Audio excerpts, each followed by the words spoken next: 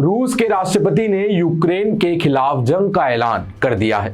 Putin ने Ukraine पर हमला बोला, वहां सेनाएं भेजी और राजधानी कीव पर मिसाइलें दागी। आपको बता दें कि यूक्रेन की राजधानी कीव में कई जगहों पर बम धमाके हुए। इसके बाद कीव एयरपोर्ट को खाली कराया गया। साथ ही रूसी सिपाही क्रीमिया के रास्ते यूक्रेन में घुस रहे हैं। बॉर्डर पर 2 लाख से ज्यादा रूसी सिपाही तैनात हैं और रूसी हमले के बाद यूक्रेन में मार्शल लॉ लगा दिया गया है, यानी वहां की कानूनी व्यवस्था अब सेना ने अपने हाथ में ले ली है। साथ ही यूक्रेन ने नेशनल इमरजेंसी की घोषणा भी कर दी है और यूक्रेन ने अपने 30 लाख लोगों को तुरंत रूस छोड़ने के लिए कह दिया है।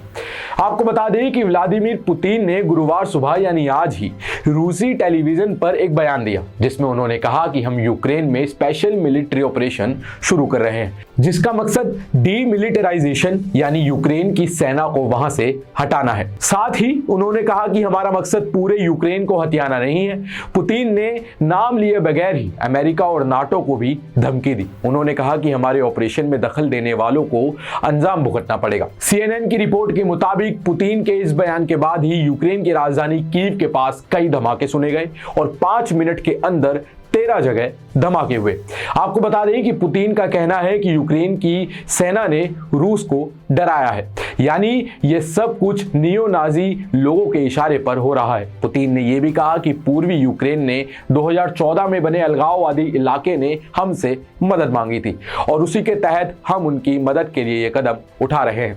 यहाँ गौर करने वाली बात यह है कि पुतिन ने यह ऐलान UNSC यानी कि यूनाइटेड नेशन सिक्योरिटी काउंसिल की बैठक के बीच किया है। ये बैठक रूस और यूक्रेन के तनाव पर ही चल रही थी। इस हमले के तुरंत बाद यूक्रेन ने भी जवाब दिया और रूस के एक फाइटर जेट को मार गिराया। साथ ही यूक्रेन ने अपना बयान जारी किया, जिसमें विदेश मंत्री दिमित्रो कुलेबा ने कहा, हम अपनी हिफाजत करेंगे और जंग जीतेंगे। पुतिन ने अभी अभी यूक्रेन पर हमला बोल दिया है। यूक्रेन की शांति पसंद नगरों पर हमला किया जा रहा है। ये रूस का आक्रामक व्यवहार है और उसी के चलते हमला हुआ है।